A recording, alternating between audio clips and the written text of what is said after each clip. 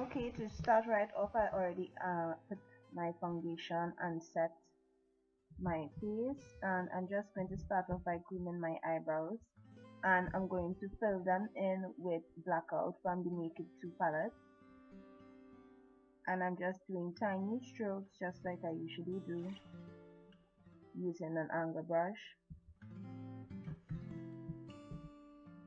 and then I fluff it all out with the spoolie, and I use a eyeshadow primer for my eyeshadow as usual wherever I'm going to apply eyeshadow,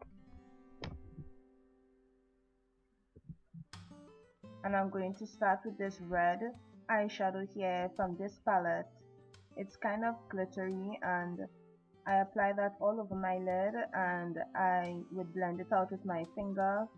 Blending it with a brush is okay, but this is really a kind of sticky eyeshadow, so to get more control I use my fingers. And using the fluffy brush from the Naked 2, I'm just going to further blend that out and make sure that it is really even so that it does not crease. And I just clean it off a little on the piece of paper. And using this third color here from the Naked 2 palette, I'm going to use it as a highlight, and I'm going to really blend it out.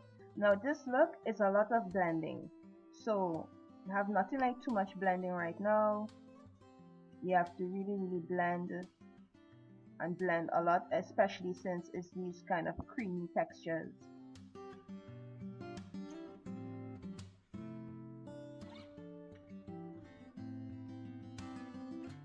So going back with blackout with the fluffy brush, I'm going to go into my outer V,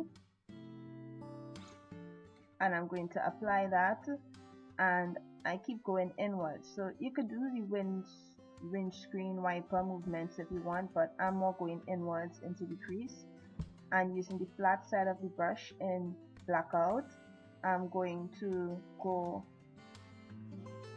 to the under part of my eyes, and I'm kind of dabbing it on, so it's a pushing motion that I'm doing, and a pushing and pulling, so I'm not tugging too much on the eyes, so I push and bring it along, and then I go back in with my fluffy brush, and I blend and I blend and I blend.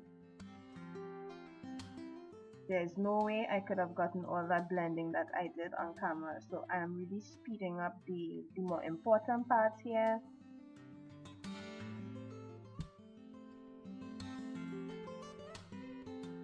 And I'm just verifying to make sure it looks the same, and more blending. Now when that's done, I'm just going to clean up under my eye a little bit. If you want, you could use paint, sorry, not paint, tape. And I go back under and I just fluff it out so the line is not too harsh. If you use tape, you would have to go back in and, you know, kind of smudge it out to give it a kind of smoky effect. And using this brush, I'm going in under my eyes. This is another creamy base shadow, and I'm going to really blend that in, and then I'm going back with the same red that I used over my eyes from the first palette, and I'm going to put it on top. And when I reach to the black, I just carefully blend it. I don't want to mix the colors too much. I just blend it right there in the middle. And you really have to work this in. Now I'm going to use a casual kohl eyeliner and line my waterline.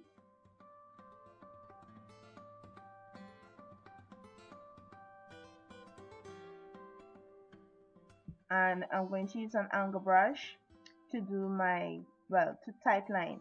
So the same thing I did to the bottom, so I'm pushing, I wiggle it, push, wiggle, push, wiggle, and I do this all the way to the inner tear duct.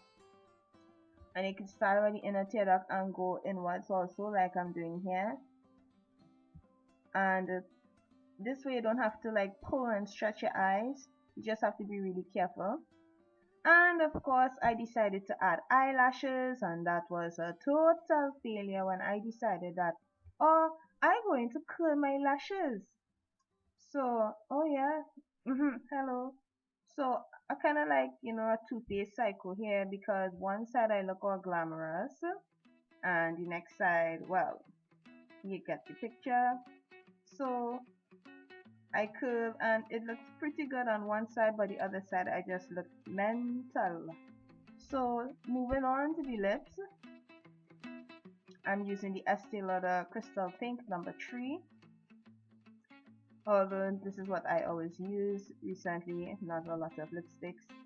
And I'm going to use this color here from a lip color palette, and I'm going on the outline of my lips.